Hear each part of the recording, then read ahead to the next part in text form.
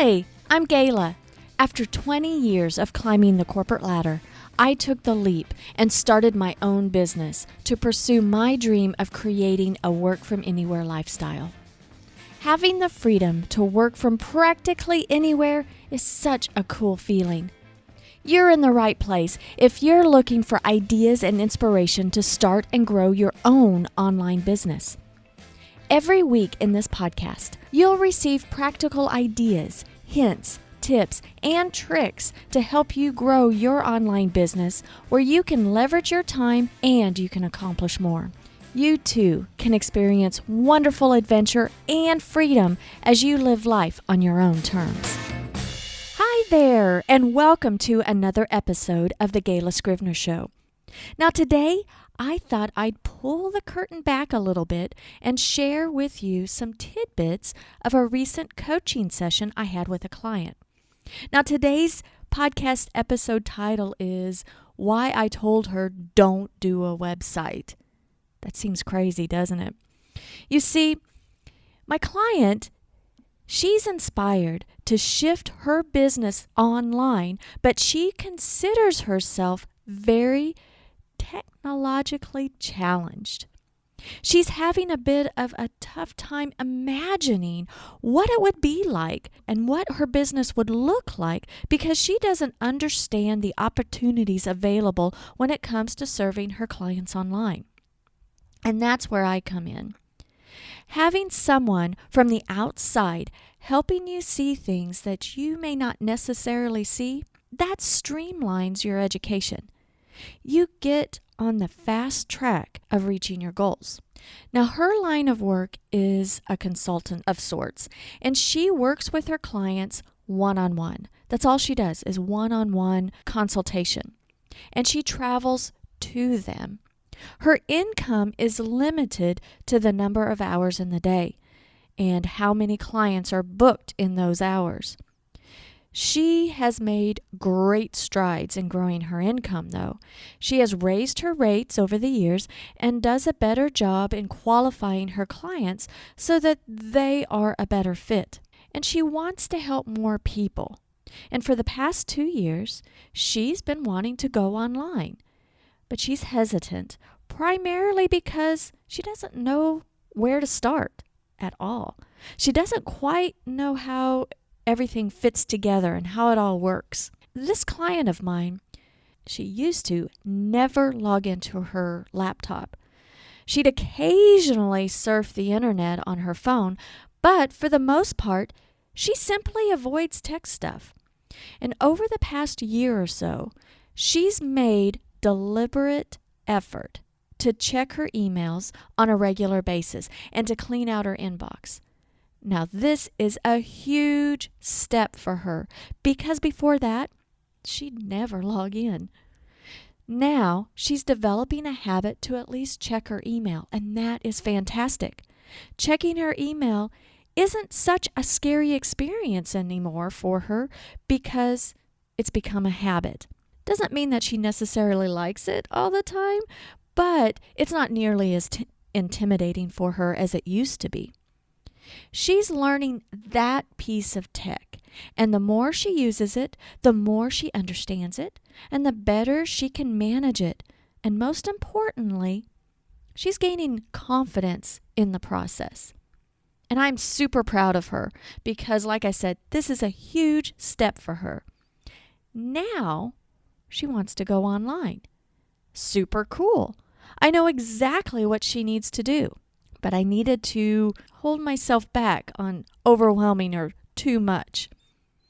Now, you've heard me say over and over that you need to build a platform, and that's exactly what my client needs to do, build a platform, meaning she builds her online home. Lay the foundation on her online real estate, her website. Those who have been working part or all of their business online for any length of time knows what I mean by that. But if you're a newbie to all this tech stuff and don't quite know how all the pieces fit, the concept of building a platform online may be totally foreign to you, and that is perfectly okay. that's why we're going through the steps and getting you there. I'm going to summarize real quick here, but I've mentioned it before and it's worth repeating. If you haven't read Michael Hyatt's book, Platform, you should. And I'll have a link in the show notes. At its core, what the book illustrates is that you have a message to get out there into the world. Just as a speaker would go up to the podium and standing on a raised platform so that they can be seen and heard, you too have a message. And there is a way to build a platform online so your message can be seen and heard. In essence, the things that you need and my clients need to plan and develop to build an online platform is a website, social media posts and engagement, email capture and sending plan, and most importantly, content. Producing consistent content that is either in the form of a blog, podcast, or video. That's your message. Your content and your digital platform comes from your website, social media, and email. When building a platform, you are building a reputation for yourself. You are positioning yourself as an expert in what you do. You are sharing your knowledge, your research, and your experiences. Bottom line, you're helping people. So my client wants to go online. And you know what I told her? I told her, don't spend the money on a website. What? Why on earth would I say don't start a website when I just told you that's what you need is your online real estate? Have I lost my mind? She needs a website in order to really grow her business. In this day and age, that is a given. After all, a website is considered your digital real estate.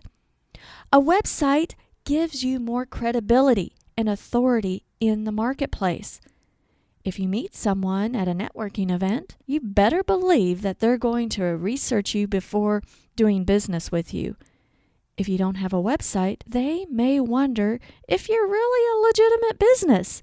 They don't have any information about you to help them cross that trust gap in building a relationship with you, even to do business with you.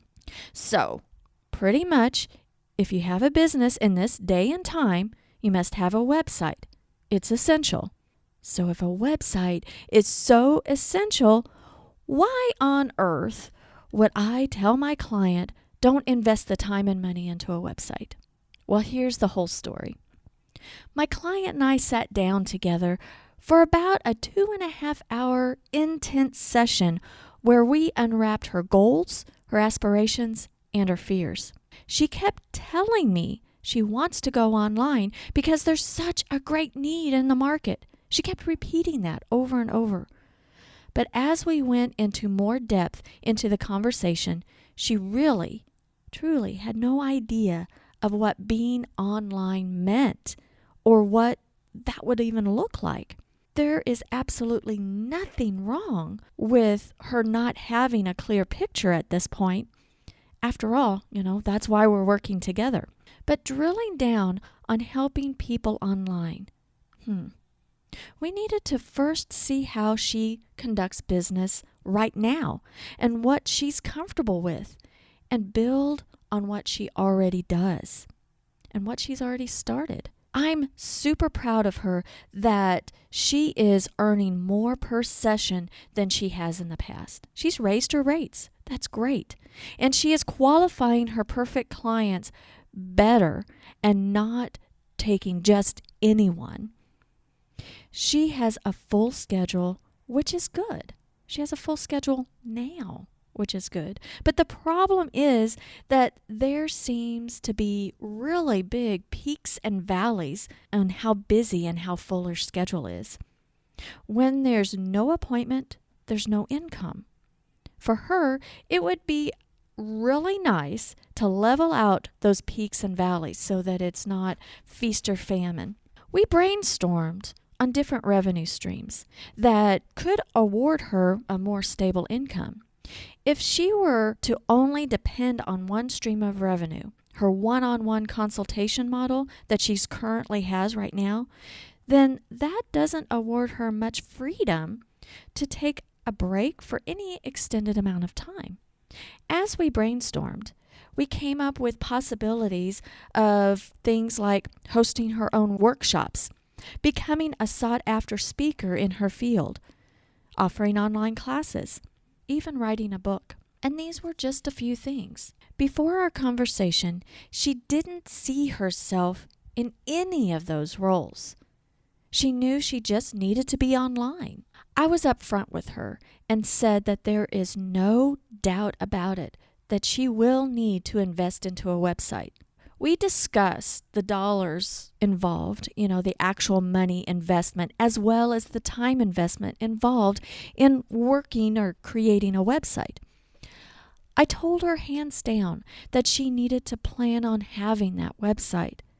But whether she pays somebody to set it up for her or she makes the time and effort to learn on her own, she will need to make that investment. But not now. First, I want her investment in her website to be super valuable. I've seen too many times people get sold to and to create a website and then do nothing with it. And they're frustrated and they feel like they've just poured a ton of money down the drain. Or they pay somebody to be their, for example, the social media manager because they don't really quite understand the whole system, and then they think that the social media platform is their website, and they're sorely disappointed with the results. And it comes to find out, in my opinion, they're disappointed because there was a misalignment of expectations and or poor communication between the individuals. So, before starting down the road of creating a website, I believe we need to take baby steps or chunk down the idea of going online. First, she has a lot of opportunities to learn a few digital tools that will help her gain the experience and comfort level in working with technology so that when the time comes that she needs to go to that next step in scaling her business, she has 3 things. She feels more organized in her processes. She has the ability to delegate if need be, and she gains clarity of how she wants her website or her business to evolve. And just as she was getting comfortable with email, opening email, managing her inbox, she can get comfortable with other digital tools as well. Digital tools that have a low investment starting point, that have a low impact on her wallet, but have a huge impact on how she can scale her business in the future and how it will open up her mindset of the possibilities. That, to me, in this consultation process, seemed to be the most important thing to get her toward building a strong foundation to building an online business. Digital tools that are basic enough to get her into new habits of using them. When she is using the digital tools on a consistent basis, things will start to click on how she'll be able to leverage her time and scale her communication. Now, when I mentioned to her scaling communication, she didn't know what I was talking about. And I totally understand because many can't quite grasp the concept at first, especially when you're used to one-on-one communication or one-on-one networking. What on earth would I mean by scaling communication? Let's step back. The root of doing business is that you are helping someone solve a problem, right? You have a solution to their problem, no matter how big or how small that problem may be, right? If you're an herbalist, you help individuals feel better and solve their problem of whatever's ailing them. If you're a plumber, you help individuals by unclogging their pipes. If you're an author of fiction novels, you solve the problem of helping people escape into another world and to be entertained. If you're an artist, you feel folks need to surround themselves with beauty. So, you do business to help someone solve a problem. For someone to do business with you, you must earn their trust. Individuals will get to know, like, and trust you. You build a relationship. The problem is that not everyone may need your services that you have to offer at the exact time you wish they needed them. And here's where follow-up and scaling your communication comes into play. Right now, my client will follow up a couple of times with a person that she meets, either through text or phone call, and then stop because she doesn't want to feel like she's pestering them. And I hear you. I would rather have people contacting me when they are ready to have help instead of me chasing people to fill my calendar. You scale by using digital means to get your message out there and help people on a consistent basis. And one way is through emailing her contacts on a consistent basis. And what that email communication can look like is a totally new episode or a different episode altogether. Also, a means of scaling communication is through blogging and social media plans. And they are important as well, and they all fit together. But she is not ready for that yet. It's too much for her to wrap her head around at this very moment, and that is perfectly okay. At this very moment, the very, very first step that I recognized in this consultation session that we had was that we needed to get started with moving her into a CRM system. If you're not familiar with what a CRM is, it's simply a database where you house your customers and your potential customer contacts. It's much, much more powerful than simply listing your contacts on your phone or in your Google contacts. It's a tool and database that helps you put meaning into your contacts, to help you follow up with them more efficiently and effectively, to help you communicate to them and with them on a more personal and consistent level. And that's the tool that I wanted her to get started with before her website, because I believe that if she gets comfortable with another tool besides email,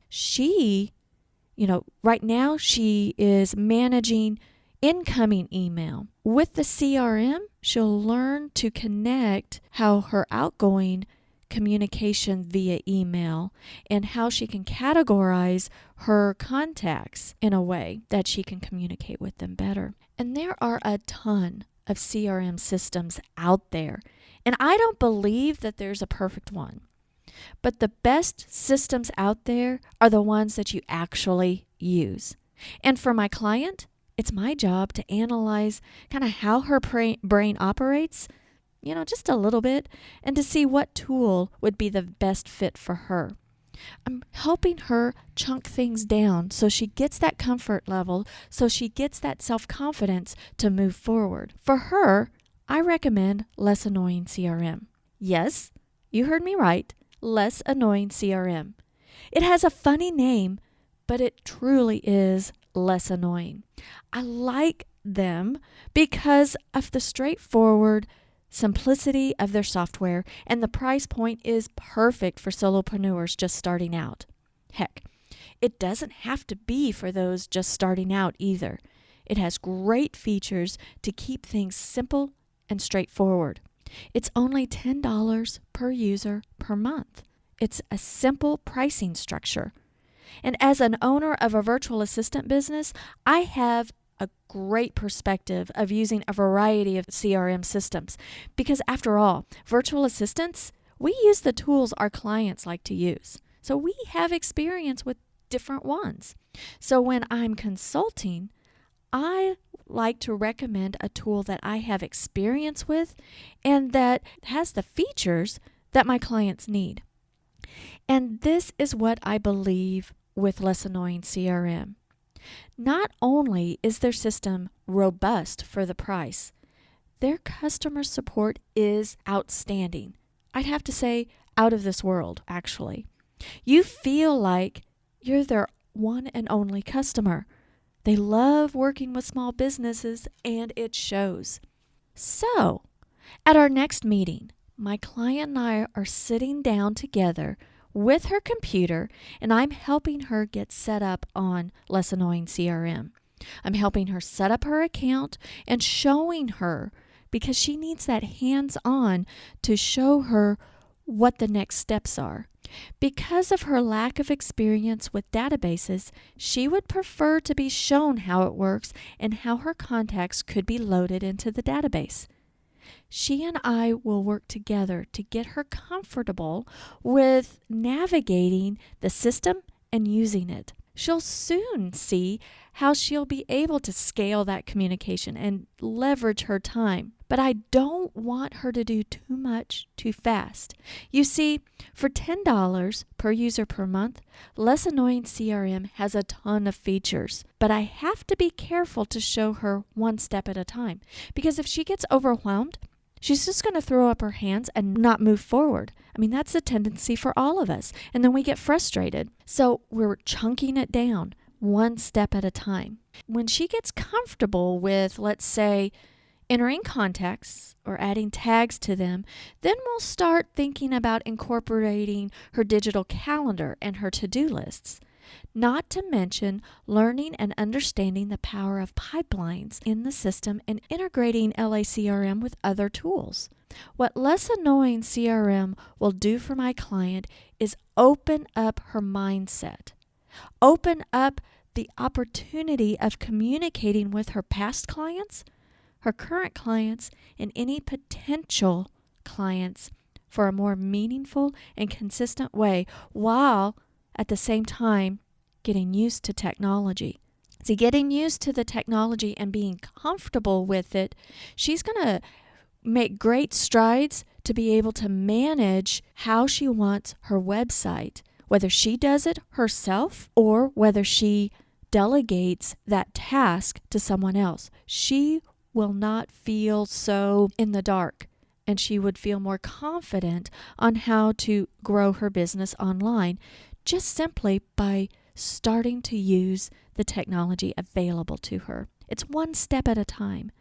Getting into the habit of using one piece of, in this case, LACRM, getting comfortable with using that database, then making that foundation stronger and adding new skills. And the second tool that we discussed that we'll be implementing is electronic bookkeeping. It's almost the first of the year, and starting out 2020 with learning something new like QuickBooks to keep track and measure income and expenses is very meaningful. I'm not going to go there quite yet. First, we're concentrating on Less Annoying CRM. It's one step at a time. Get comfortable with one process, get into the habit, and then move to the next step. Now, I'm seeing my client move from freelancing to developing a business with multiple revenue streams. And that is the difference. She is stepping up her game. She has no desire to have a big team or run a huge company. But she knows she'll need help to get where she wants to go. She's getting personalized coaching or consultation. But when she has a clearer picture of processes and is not intimidated by technology, she will have a better grasp of what tech tools she needs to use and what she can use, and she'll be better able to manage the team that she does put together and leverage her time and accomplish more. By creating new habits and having a handle on her customer database, she'll be able to be more comfortable with technology simply by using the technology more. Then, when it's time to invest in her website, she'll have more confidence in navigating those waters. So, wherever you're at in your journey of building your business online, remember to give yourself some grace and chunk things down. It's okay if you don't know how to put all these pieces of all this stuff together right now. It all can be figured out, one step at a time. And if you can figure it out through books and classes and coaching, that's how you do it. And there is a lot of info to learn out there. And if you're looking to streamline your path, I have a few personal consulting positions open. Or if you'd rather have an experience to glean feedback and ideas in a group setting, I'm putting together a special mastermind. So if you're interested in learning more about either, simply email me at info@scrivenersolutions.com. That's info@scrivener solutions.com.